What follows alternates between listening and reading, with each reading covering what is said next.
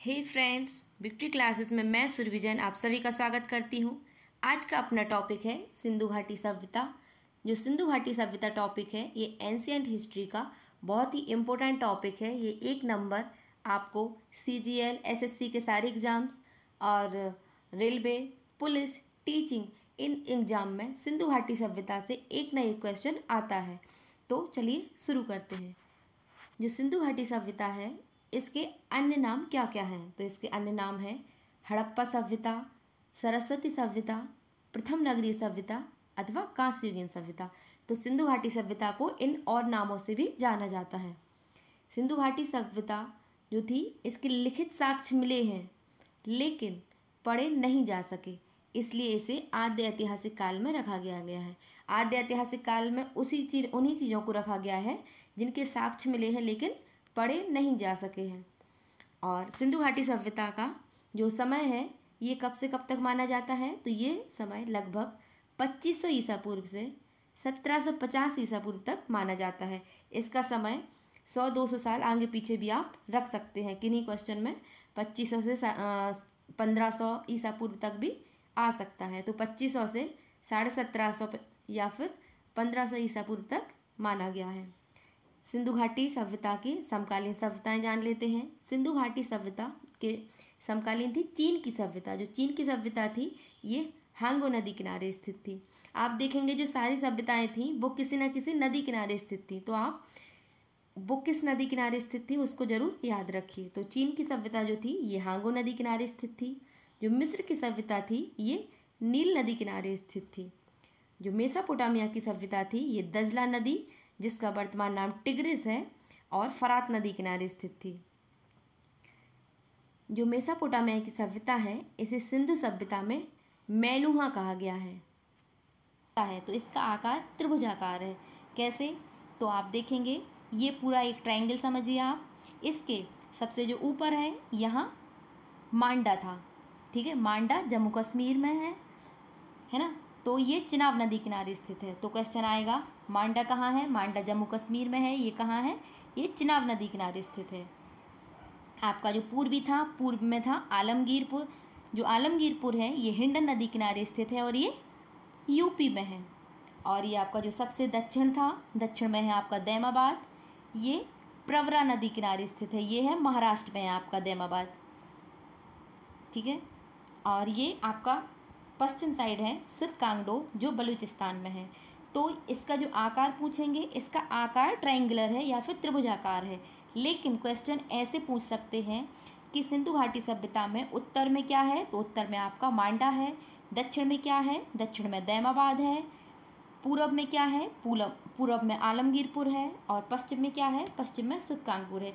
इनकी नदियाँ भी आप जरूर याद रखिए। ये पूछ लेंगे सुरकांगपुर किस नदी किनारे स्थित है, दैमाबाद किस नदी किनारे स्थित है, मांडा किस नदी किनारे स्थित है। तो इनकी नदियाँ भी जरूर याद रखिए।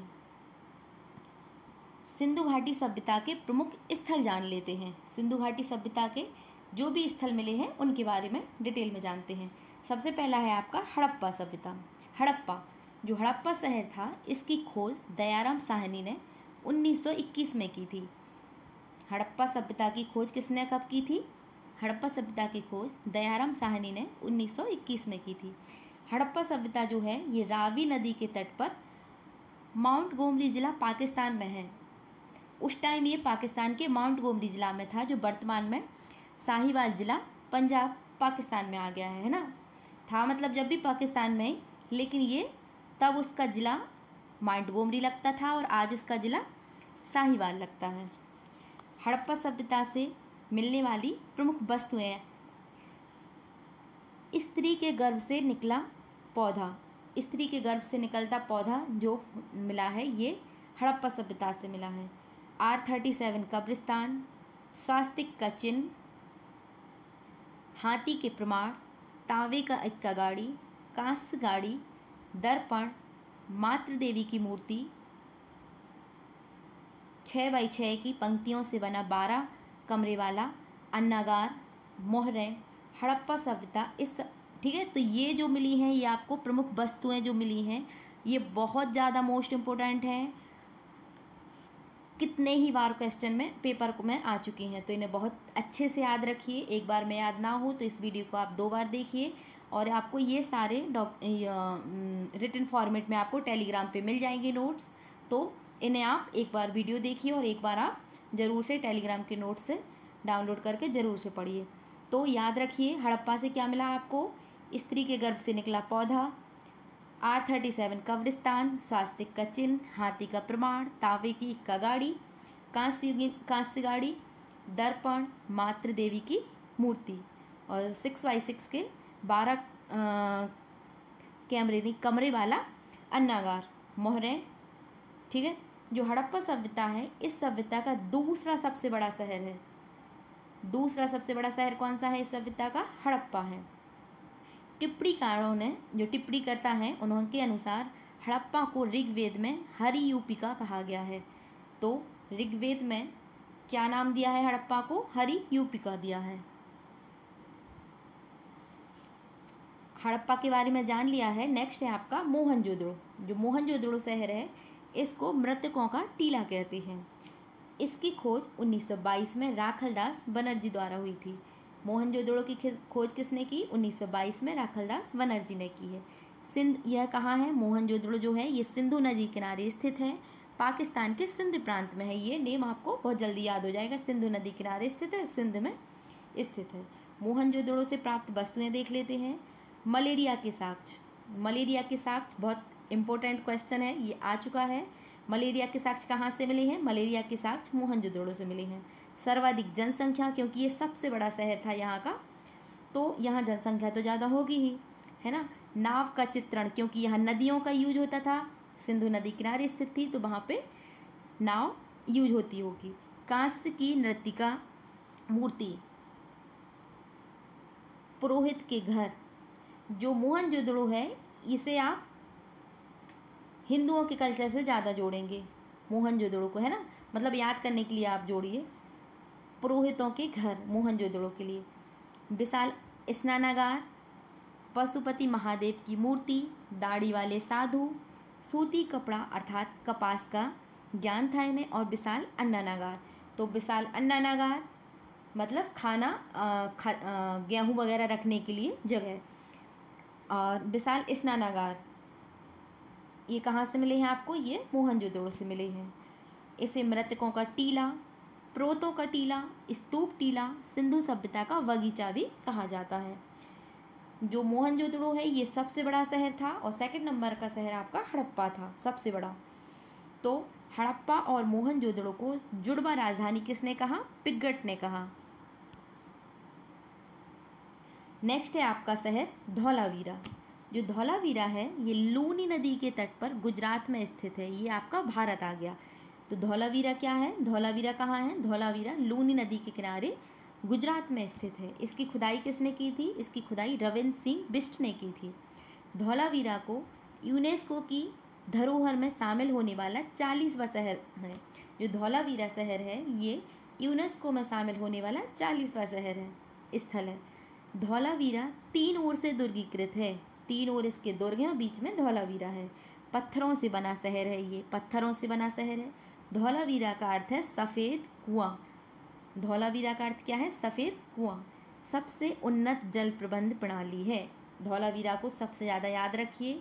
धौलावीरा में क्या है? धौलावीरा एक तो आपका यूनेस्को में शामिल है, और सेकंड इसकी अच्छी चीज़ है ये इसमें उन्नत जल प्रबंधन प्रणाली थी। उस टाइम पे भी उन्नत जल प्रबंधन प्रणाली बहुत बड़ी बात रखती है। धौलावीरा से मिलने वाली वस्तुएं क्या क्या मिली हैं? खगोलीय वेधशाला। सोचिए जरा आप, खगोलीय वेधशाला कहाँ से मिली आपको? धौलावीरा से। सीढ़ीदार स्थल, बड़ा स्टेडियम, नोटिस बोर्ड, सुव्यवस्थित नालियाँ। स्वतंत्रता के बाद सबसे ज़्यादा खोजा गया शहर कहाँ मिले आपको? गुजरात में मिले हैं। लोथल, तो नेक्स्ट आपका वो शहर है लोथल। रंगनाथ राव 1953 इसकी खोज किसने की थी? रंगनाथ राव ने की थी 1953 में, गुजरात में खंबात की खाड़ी के पास। लोथल जो शहर है ये कहाँ है आपका? ये गुजरात में है। लोथल भोगबा नदी किनारे स्थित है। इस शहर में इस शहर के पास जो भी नदी थी वो नेम आप जरूर याद रखिए, किस नदी के पास था। तो लोथल जो था ये भोगवा नदी किनारे स्थित था। कहाँ है ये? गुजरात में है। लोथल से मिलने वाली प्रमुख वस्तुएं देख लेते हैं। एक ही दीवार में दुर्ग और नगर, एक ही दीवार है और दुर्ग और नगर दोनों हैं। सिंधु सभ्यता का बंदरगाह या गोदीवाड़ा या डॉकयार्ड था।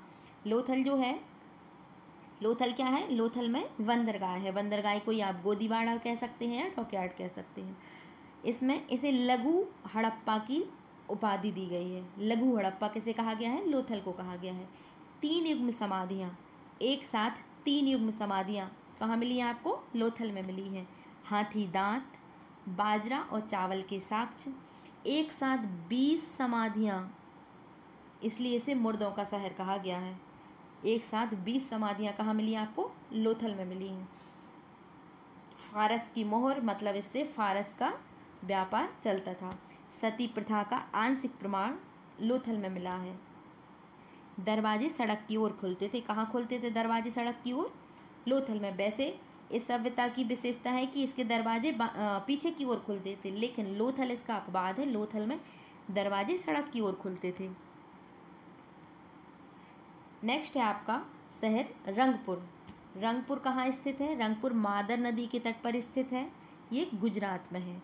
रंगपुर कहाँ है? रंगपुर मादर नदी के तट पर गुजरात में स्थित है। इसकी खुदाई किसने की थी? रंगनाथ राव ने। इसका नेम आपको याद रखने में परेशानी नहीं होगी। रंगपुर, रंगनाथ राव। रंगपुर से प्राप्त साक्ष्य क्या मिले आपको? धान की भूसी। नेक्स्ट है आपका टॉपिक शहर कालीबंगन। जो कालीबंगन था ये हनुमानगढ़ राजस्थान में घग्गर नदी किनारे स्थित है। राजस्थान में कालीबंगन कहाँ है? कालीबंगन घग्गर नदी किनारे स्थित राजस्थान में है। इसके उत्खननकर्ता कौन थे? वी के लाल और वी के थापर। तो याद रखिए कालीबंगन मतलब घग्गर नदी किनारे स्थित है और इसकी बी के लाल और बी के थापर, ठीक है, उत्खनन करता होगा। यहाँ से क्या वस्तुएं मिली हैं? यहाँ से मिली आपको काले रंग की चूड़ियाँ, कालीबंगन काले रंग की चूड़ियाँ, है ना, जुते हुए खेत, नक्काशीदार ईंटें, 7 अग्निकुंड, ऊँट की हड्डियाँ और हल से जुते खेत के प्रमाण मिले हैं। कहाँ मिले आपको? कालीबंगन में। नेक्स्ट है आपका रोपड़। रोपड़ यह सतलज नदी के तट पर पंजाब में स्थित है।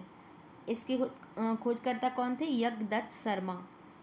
1953 में की थी। स्वतंत्रता के बाद खोजा गया प्रथम नगर है ये। स्वतंत्रता के बाद खोजा गया प्रथम नगर है ये रोपड़। यहाँ से प्राप्त साक्ष्य क्या मिले हैं? मिट्टी के बर्तन, तांबे की कुल्हाड़ी, मानव के साथ कुत्ते का शव दफनाया गया। यहाँ पे मानव के साथ कुत्ते का शव दफनाया गया रोपड़ में।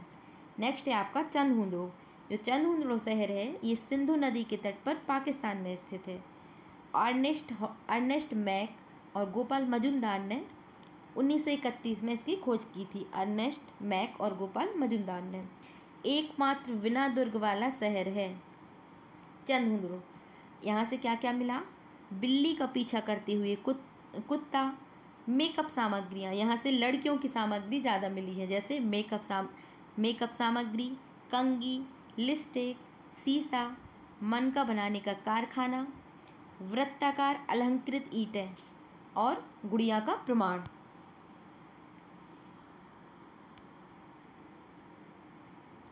नेक्स्ट है आपका राखीगढ़ी। राखीगढ़ी में क्या है? राखीगढ़ी घग्गर नदी किनारे स्थित है हरियाणा में। राखीगढ़ी कहाँ है? आपकी राखी कहाँ गढ़ी है? तो राखी है आपकी घग्गर नदी किनारे स्थित हरियाणा में। इसकी खोजकर्ता कौन है? सूरजभान। और राखीगढ़ी भारत में स्थित हड़प्पा कालीन स्थलों का सबसे बड़ा शहर है। राखी बहुत बड़ी है ना, तो राखीगढ़ी है हरियाणा में और ये सबसे बड़ा स्थल है भारत का। तो ये अपन ने शहर देख लिए सारे, ये हमने पूरे शहर देख लिए और अब हम पूरी सिंधु घाटी सभ्यता की विशेषताएं देखेंगे। एक एक शहर देख लिया है, एक एक शहर में क्या मिला है ये देख लिया, उसके उत्खननकर्ता कौन है, ये किस नदी किनारे स्थित था ये देख लिया है। अब हम देखेंगे इस पूरी सिंधु घाटी सभ्यता की विशेषताएं। चलिए शुरू। सिंधु घाटी सभ्यता की जो ये है इसमें सबको दफनाया जाता था। कहाँ दफनाया जाता था सबको? हड़प्पा में। सबको जलाया कहाँ जाता था? सबको जलाया जाता था मोहनजोदड़ो में। जो मृत शरीर होता था उसे, है ना। मुख्य फसल क्या है यहाँ की? सिंधु घाटी सभ्यता की मुख्य फसल थी गेहूँ और जौ। प्रमुख देवता थे यहाँ के प्रजापति। यहाँ का व्यापार, विदेशी व्यापार चलता था। किससे चलता था? सीसा मंगाते थे ईरान से। टिन का व्यापार चलता था अफ़गानिस्तान और ईरान से। लाजवत का चलता था मेसोपोटामिया से। स्वतंत्रोत्तर सबसे अधिक खोजे गए प्रांत गुजरात में मिले हैं, ये पहले भी देख लिया है। तारांकित सड़कें थी बनावली की।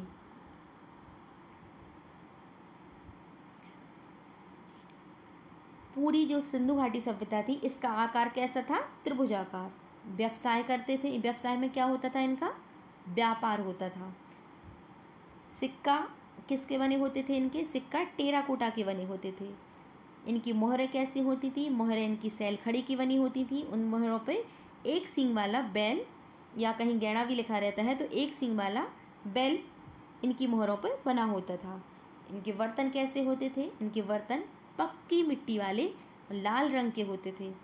सभ्यता कैसी थी? तो ये सिंधु सभ्यता जो थी वो शहरी थी, नगरीकृत थी। इनकी समाज कैसी थी? इनकी समाज मात्र सत्तात्मकता थी। लिपि कैसी थी? भावचित्रात्मक थी। ये दाएं से बाएं पढ़ी जाती थी, लेकिन ये पढ़ने में नहीं आई है, तो ये अभी भावचित्रात्मक है। सड़क कैसी थी? इनकी सड़क ग्रिड पद्धति की थी। इनका अपवाद क्या है? बनावली जो थी वहाँ की सड़कें टेढ़ी मेढ़ी थी। बस्ती कैसी थी? बस्ती वर्गीकृत थी। पश्चिम में जो होते थे वहाँ अमीर लोग रहते थे, और जो पूरब में होते थे वहाँ गरीब लोग रहते थे। लेकिन इसका अपवाद है चंदहुंदड़ो में पश्चिम में गरीब लोग और पूरब में अमीर लोग रहते थे। और नेक्स्ट है आपका, दरवाजे पीछे की ओर खुलते थे, लेकिन अपवाद है इसका लोथल में दरवाजे सामने की ओर खुलते थे। सिंधु घाटी के लोग परिचित नहीं थे। किससे परिचित नहीं थे? लोहा से, गाय से, तलवार से और मंदिर से। मतलब लोहा के, गाय के, तलवार के और मंदिर के कोई भी प्रमाण यहाँ नहीं मिले हैं। दास प्रथा तथा वेश्यावृत्ति की जानकारी थी, लेकिन प्रचलित नहीं थी। सिंधु घाटी सभ्यता में दास प्रथा और वेश्यावृत्ति की जानकारी तो थी, लेकिन यहाँ प्रचलित नहीं था ये। तो हमने सिंधु घाटी सभ्यता को डिटेल में पढ़ लिया है। आशा है आप सभी लोगों को बहुत अच्छा टॉपिक लगा होगा।